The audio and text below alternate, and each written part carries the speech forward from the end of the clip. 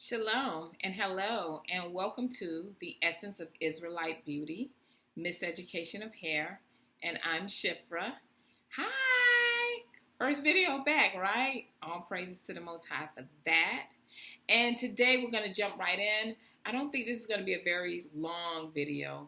This video is talking about a couple of skin conditions, the difference between dandruff and psoriasis.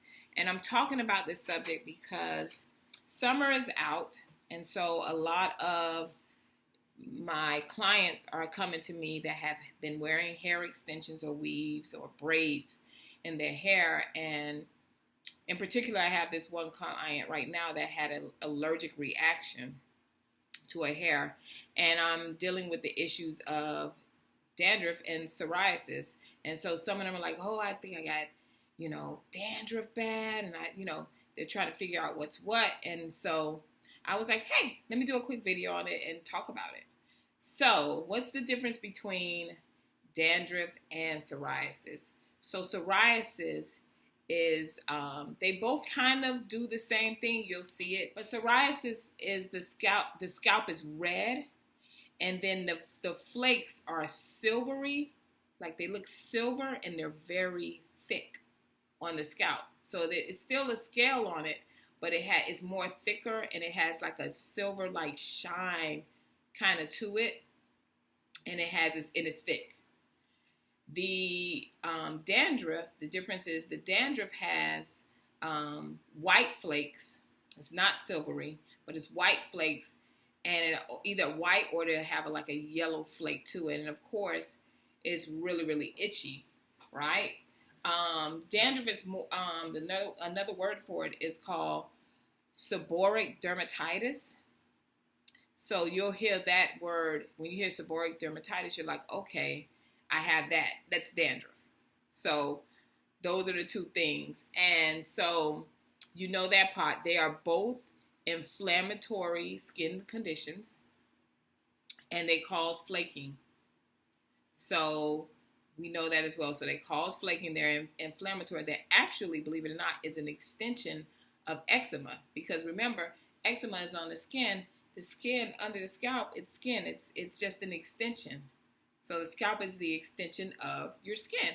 So it's another form of eczema. And I don't think a lot of people really realize that, And although it's not, you have the different extremes of them, that do understand that they come from the same type of family, right? So we have that. So scalp eczema has some characteristics to it. You'll see, remember we talked about red. It's scaly. You have a scaly scalp. You have a flaky scalp. You'll have a greasy scalp or a waxy scalp, that thicky type of waxy. And you're like, what is this? So how is that formed? What causes it?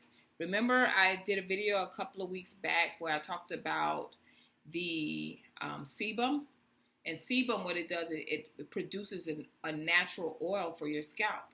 So your scalp actually, Most High knows what he's doing. He creates a scalp. He creates the oil from your hair to moisturize your hair.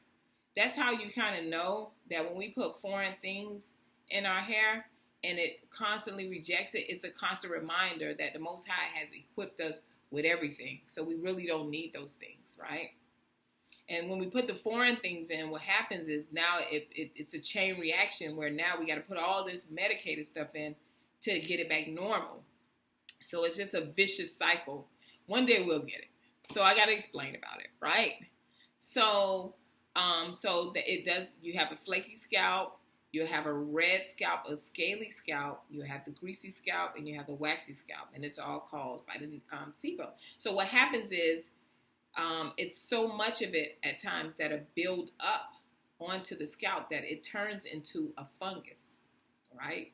So when it turns into a fungus, that leads to bad dandruff. Yeah. So you guys didn't know that. Other causes of it could be, you can have Parkinson's disease. It could be allergies, something like hay fever. HIV is that. And so how, of course, you can use over-the-counter shampoos. One of my favorites, even though other nations use it for their scalp, it's pretty good. You just have to come back in. It's my Selsun Blue. It's a simple over-the-counter, but it depends on the severity of your dandruff. So you may have, use like her, she's dealing with that. I can nip that in the bud. So I will go in, shampoo, really get the shampoo on the scalp of her hair and get it in there and let it sit for a little bit and comb her scalp, make sure it gets, gets in there and whatnot, because it's a medicated shampoo.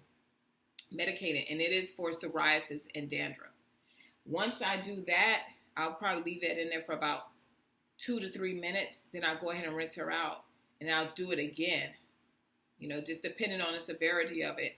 Once I do that, I'll come back in with a conditioned shampoo and a conditioner treatment, because those medicated shampoos, they tend to strip our hair of its moisture. So that's why I told you, it's like a vicious cycle. You're trying to fix one thing, and you got to fix another thing, all in the same process, So that's one of the shampoos. It's another shampoo. Neutrogena has one. It's called T-SAL, Sol. So that's a good shampoo that you can use as well. Or you can use, it depends on, again, the condition of your hair, how bad you may be dealing with dandruff for a while and didn't really realize that that's what's going on. Because some people think like, oh, my hair gets oily a lot. And if you have an oily scalp and you find yourself dealing with this, another thing you can use is a dry shampoo throughout the week.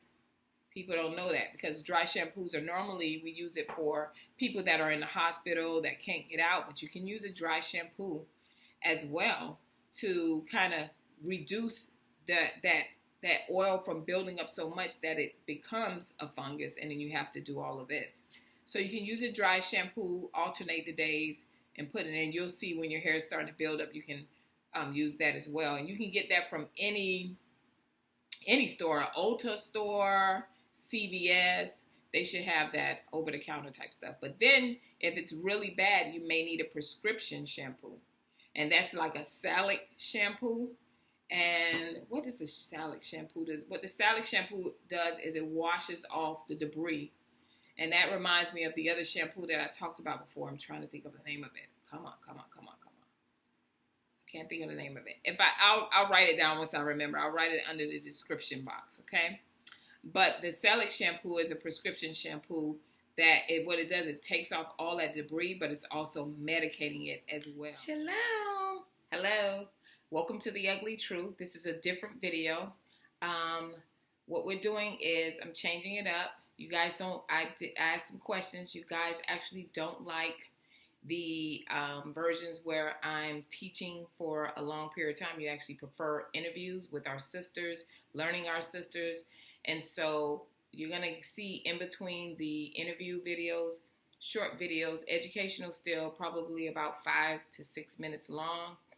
And that's it. So I asked some questions. I paid attention to the ratings and the views, and you guys actually prefer that, so we're going to switch over to that. I don't know if that's the ugly truth, but those are the changes, okay? Please subscribe. Please share and have them subscribe to the channel, because that is what we need right now to push this channel and to make it established in the ratings, all right? And thank you for tuning in to the Essence of Israelite Beauty. My name is Shifra. Have a wonderful rest of the week, sisters. Shalom.